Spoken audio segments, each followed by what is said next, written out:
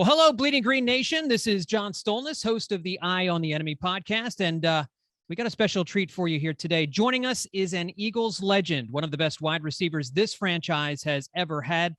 DeSean Jackson is here joining us, and we're going to talk to him about what he's been up to, then get his thoughts on the Birds this year, too, coming up here in the 2022 season that is shaping up to be a very interesting one.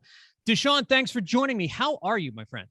I'm great in yourself, man. I'm honored to come on and hit the podcast with you. How you doing? I'm doing great. It's really an honor to talk with you. I'm excited to hear about what you've been up to since we saw you last. And I understand you're involved in a new social media platform called Squads. Wanted to start off and see if you could tell us a little about that. Yeah, man. So definitely, just joined Squads not too long ago. Had an opportunity to kind of be one of the first celebrities to kind of jump on there, and it's just kind of helping partner in the Web3 series of it, basically from the crypto space into fans, and we just kind of been doing some unique ideas as far as trying to be spicy a little bit, like let the fans engage into buying coins and actually being able to participate in the experience with me. And so far, we created the top 3 fans that buy coins actually could have a chance to play Call of Duty with me. So we're starting merch. We have a lot of more activities and events coming up where it just gives it kind of bridges the gap between the fans and the talent. And I'm excited about the space. I think this is the Web3 space is something interesting that I'm excited about. And my team, we partnered up with Squads, and they're up and coming app that's kind of doing some great things. So I'm excited about the adventure that we have going with them, and just look forward to once again just kind of engaging with the fans, man, giving them an experience to make it unique ways to have some fun with me outside of them just watching me play on the field. Well, we miss seeing you on the field, but of course, we miss seeing you, on the practice field and just being as a part of the Philadelphia community. And sounds like a very interesting combination of social media and crypto and all that. If somebody wants to get started and get connected with this, get hooked up with you, how does that work? How do they do that? Yeah, so they just all they gotta do is just go download the Squads app, and once they download the Squads app, you have all different types of individuals on there. Celebrities. Favorite, movie stars, whoever it is, and whatever intrigues your interest, they can just click on to actually purchase the coin. And once they purchase the coin, then, we'll stay active with the fans and, kind of let them know what we have coming up, what, events, what challenges. And, we look forward to spicing up a little bit. Like I say, right now, it's just a Warzone challenge. I play Warzone a lot. I'm a big Warzone guy. So, just giving my fans opportunities to go in there and just, like I say, buy coins. And, they better get them now because it's going to be skyrocketing up. So, and then, too, that's a way for them to, hold on to the coins and actually make money as well, too. So it's not just the experience part of it. It's actually buying a coin, at an early stage. And, eventually, hopefully, the coin doubles, triples, and, might be able to 10X however much on your money. So it's a good opportunity. So does this mean you're off the other social media apps? Are you off TikTok and Instagram and all that stuff? I'm really not too big on TikTok, more just Instagram, Twitter. I'm on Instagram and Twitter. I think it's just a little different.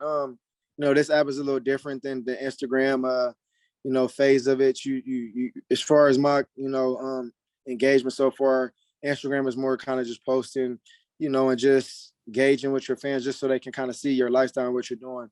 The opposite of Squads is a little more engagement where, like I'm saying, is you're a little more active with your fans. So on my social media, on my Instagram, I really don't post anything to kind of gauge fans to kind of like buy anything. It's just more like me promoting just my lifestyle and the things I'm doing. So DeSean, let's talk a little ball. I'm sure it hasn't escaped your attention that the Eagles made a big addition on draft night, getting AJ Brown in the first round of the draft for a first round pick. What does it mean when a team that runs the ball as much as the Eagles did with a running quarterback, what kind of an impact will a guy like AJ Brown have on the Eagles offense this year? Yeah, I definitely saw the trade where AJ Brown, how he found a way to grab him, man, and get him in there. I think that's a good addition to, what they already have going. Devontae Smith has been a heck of a receiver. Even though he broke my rookie record, I messed with him and tell him he had an extra game to do it. Right. I didn't have that extra game, but he's a heck of a player, man, and excited, for his success and to see what he blossoms into. But man, just kind of been sitting back and just me, playing 14 years and just trying to figure out my next phase, if, that is playing anymore or retiring. But, I feel like my time in the NFL, I had a hell of a ride. And if it's more out there for me, I know I can still play at a high level. It's just finding the right opportunity. And, if it works out, so be it. But definitely interested to see how the Eagles do. Jalen Hurts is my younger brother. And, been rooting for him since day one and advocating for him to be that guy. I feel like he works very hard. And, sky's the limits for him. So, this is the second year in the system with the new coach. So I think he'll be, a lot more comfortable and, hopefully he can run that show, man. I'm excited to see how they do. My young boy, Jalen Rager, Quez Watkins, all them dudes, man. I got a lot of friends over there, Brandon Graham. I mean, I can go on and on. Yeah. So I'm excited and to see what my boys do, man. I'm rooting for them. Now, I mentioned at the top, I specifically didn't say since you've retired, because I was well aware you have not announced any kind of retirement. So you're looking to stay on with another team to latch on someplace, right? What are you doing to get ready for the season here and try and get yourself another shot? Yeah, honestly, man, I'm enjoying my free time right now, man. I've worked so hard throughout my career, man, going all the way back to, high school, to college, to the NFL. So I never really had the opportunity to kind of just sit back and enjoy the off season and, not really be focused and worried about, going to training camp. I'm not training camp, going to OTAs, off season workouts. I kind of been able to, schedule my own workouts. So like I said, I just been really just working out a little bit and not even really too crazy, just kind of doing a little active stuff to stay fit. But, I have a lot of businesses going off the field. I mentioned real estate, private equity, some new companies I'm starting up, this partnership with Squad. So, and spending time with my kids, man, I'm just really focused on that, because obviously I'm not going to be able to play football forever. And one day it will become a time where I will have to officially hang them up. But right now, yeah, I'm just relaxing, man. If the right situation comes along and plays a part, then, I definitely would, consider that. But right now, that's not really a focus of mine. I kind of wait more closer to training camp and, see if things, fit out. Well, it's been a crazy offseason with all the wide receivers changing teams. I mean, you saw Devontae Adams go to the Raiders. Tyreek Hill leaves the Chiefs, goes to the Dolphins. Amari Cooper goes to the Browns. We got Brown coming to the Eagles. I mean, obviously teams want impact receivers and they need impact receivers. So how important is it to have that true number one guy on an offense in order to be a Super Bowl contender? Is that a must have?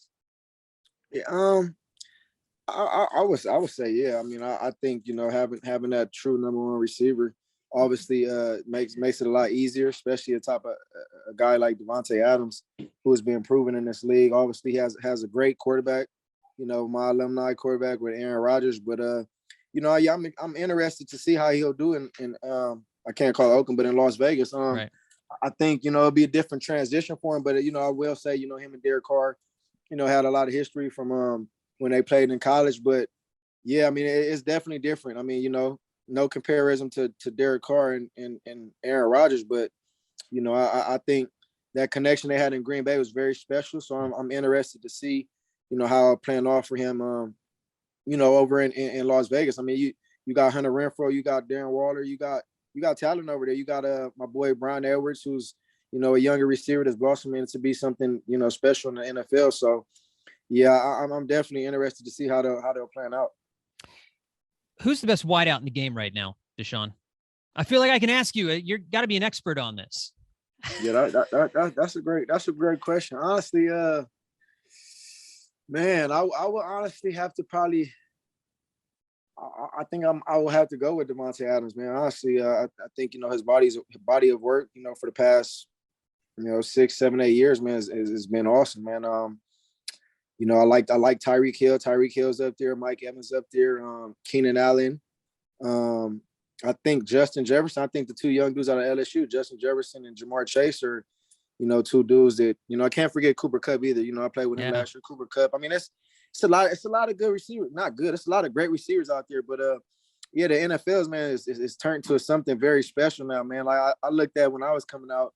You had Megatron, you had, guys Steve Smith, Marvin Harrison's, Randy Moss's, and, now to see the elevation of, the receivers, man, it's interesting, man. You got all these trainers, all these coaches that are training these kids to do all these crazy moves. So yeah, I love the way it's going right now. It's a good phase for our receivers. So looking back on your Eagles career, DeSean, and hopefully your NFL career has another chapter or two left in it here. But what's the best Eagles team you played on in your 2 stints while you were here? I would say, I mean, when I first came in there, honestly, I think like my rookie year, like my first few years, man, when I came in, we had Donovan, we had Brian Westbrook, Brian Dawkins, Asante Samuel. I look at that era, Trent Cole, Jaquay Parkers, Mike Patterson. Like, I look at that era. I think them few years was top notch, but I think, the best production year I think was 2013 when Chip Kelly came in there. That 1 year we had with him. Even though some things I disliked that he did, but obviously as far as on the field and what we did, I think, that was one of my best years, the year with Michael Vick, man, being that quarterback, he was an idol of mine growing up, and to be able to play with him, man, I think, that year when we had McCoy, McCoy is a great friend of mine. I'm actually seeing him tonight. Jeremy Maclin, McCoy, we had a squad, man, and that squad was very special, man. We did some dope things there.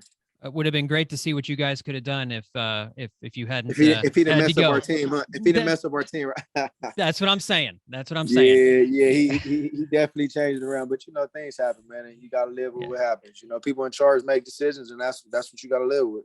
That's right. Well, last thing for you here, DeSean, I know you've continued to be very involved in youth sports. You mentioned your kids just a second ago, and I just wanted to get your thoughts on and hear from what it is you're doing with youth sports right now. I know you're very involved out there in California with that. Yeah, man, something I'm very passionate about. It's kind of giving back to the youth and going back to the areas I was raised in and grew up in, and kind of just reaching back and grabbing them out of the areas and just kind of implementing them in into society and teaching them the principles in life and how to accomplish the goals you want in life if you put the hard work into it and you have the foundation and the support around you. But for me, man, I started my own Pop Warner football team back like 5-6 years ago called the Cali Bears. Obviously I went to Cal Berkeley and just kind of wanted to resemblance that off of having a squad where it's younger and I can pump them to the high school I went to, Long Beach Poly, and obviously the college I went to in Cal. So just kind of just mentorship in these kids, man, and just giving them hope out here, man, because it's so many negative things out here in these streets for kids to just walk out to and be easy accessible to violence, drugs, all types of things that I see these kids going into. So just to be that influence, the advocate, to be there to motivate these kids and kind of take them away from the things that they're doing and just put them more into positivity and, putting them into curriculum activities, after school programs, taking them on trips, taking them to colleges, tours, just all types of things like that in that nature. And, that's something I'm very, into and have a passion for, just changing the lives of these young kids. Cause these are the areas I came from and I know what it's like to be stuck and not feel like you have hope and getting out of that. So, that's the biggest thing I can say. And, I'm gonna continuously go out there, and put on events, camps, seminars for these young kids, just to kind of get out these areas.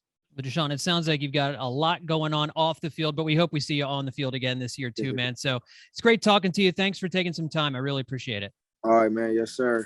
Take care, man.